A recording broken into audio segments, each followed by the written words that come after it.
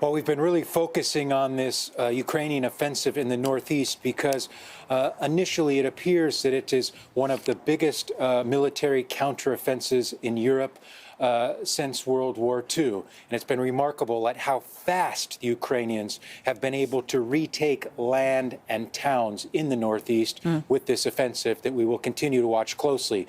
But while we are watching that, further to the south, at Europe's biggest nuclear plant, the Zaporizhzhia nuclear plant that is in Ukrainian territory but has been controlled by Russian forces for months now, the Ukrainian nuclear agency is informing us now that they have shut down that power plant, shut down the power supply there. Let me explain.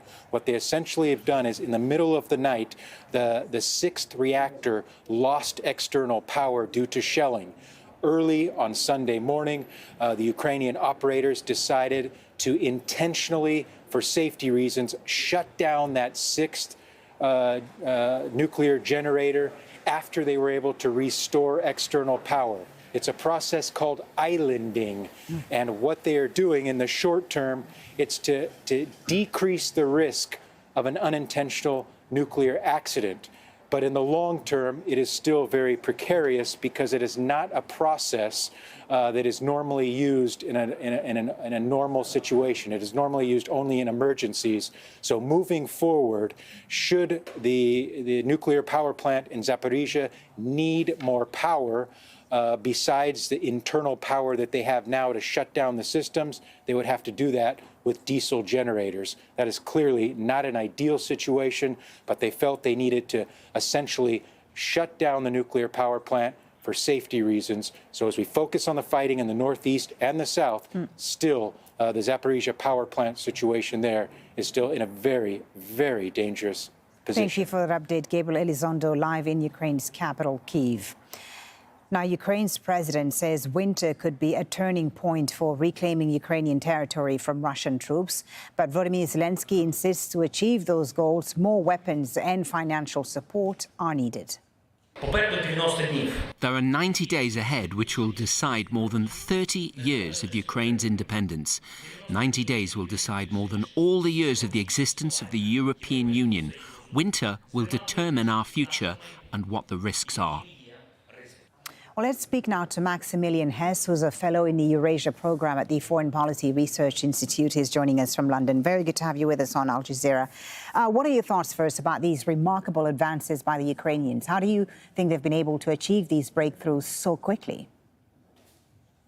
Well, thank you for having me. The Ukrainians have credited their own counteroffensive that they announced at the end of August in the Kherson region in the south. They have said that this has distracted Russian forces and caused Russia to have to regroup and position a number of its most capable and most technically advanced units down there, which then enabled them to launch this counteroffensive southeast of Kharkiv and just northwest of the main fighting in the Donetsk region as well. The Russian Telegram community, this group of Russian bloggers who often travel alongside the Russian military and promote it, had warned of this, however, and have been quite apoplectic in complaining about it. So it's led not only to a battlefield victory, but a major propaganda victory as well. Right. I was going to ask you, how damaging is this for Putin inside Russia if Russians get to see this? It's difficult to see how he's going to spin this.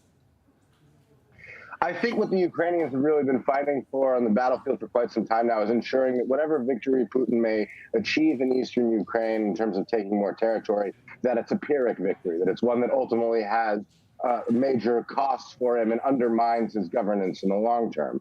This backlash that we've seen in this announcement from these Russian right-wing groups is exactly that which they've been hoping to lay the groundwork for. Now, the Russian far right, these Russian nationalist groups that have been the ones who've really been carping about the military withdrawals, they are not politically unified, and where they are, it is very heavily controlled by the Kremlin. So it remains to be seen whether that backlash metastasizes into something, but it's certainly real and quite unprecedented in the level that we've seen it. How might Moscow respond now, you think? They have a limited military pool. What plans do you think are being considered or are going to be put in place to respond to these advances? Well, sadly, in relation to a number of other Ukrainian military successes or announcements of new initiatives, for example, in Kherson the other week, the Russians have then unleashed a barrage of missile strikes on Ukrainian cities and populated centers. So that's a real concern for the immediate future that I think people have to be worried about, from Kharkiv all the way to the west of Ukraine. Militarily, to retake the initiative in Ukraine, it looks like the Russians are already sending more troops down to the front there. There are areas where they've had more successes in the city of Bakhmut and its surroundings in northeastern Donetsk Oblast. So this major advance of the Ukrainians is a turning point, but the Russians do still have the capability to really put pressure on the Ukrainians at other points in the front, and will likely launch their own counterattack in that area. Maximilian, the atrocities in Bucha, are you concerned, should we be concerned that such atrocities could happen again as the Russians withdraw from territory that they occupied? You know, the Russian atrocities that we saw there largely came during the occupation, although, of course, there were even further attempts to clean up their tracks as they withdrew. And I think that's a real concern for the Ukrainians. Also, the looting of industrial property in the area. So, yes, those are sadly real concerns. As I said, the most immediate one right now is the Russians have precedent for major rocket strikes on urban areas targeting civilian populations. Yeah. In terms of talks and negotiations, we're not there yet, of course, but what would Ukraine accept if there were to be any peace negotiations? Or do you feel that Ukraine doesn't have to make a deal now that they've made these advances and are regaining some of their territory lost?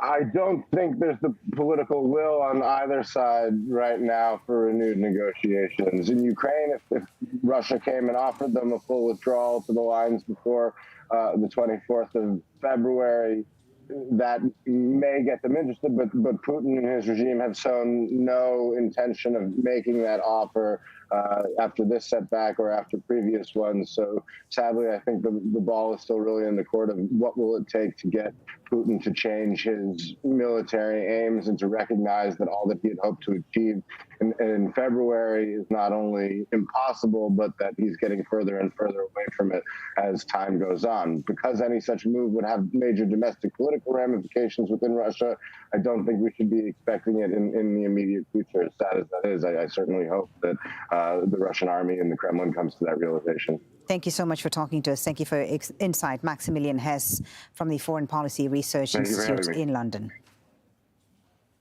Bye.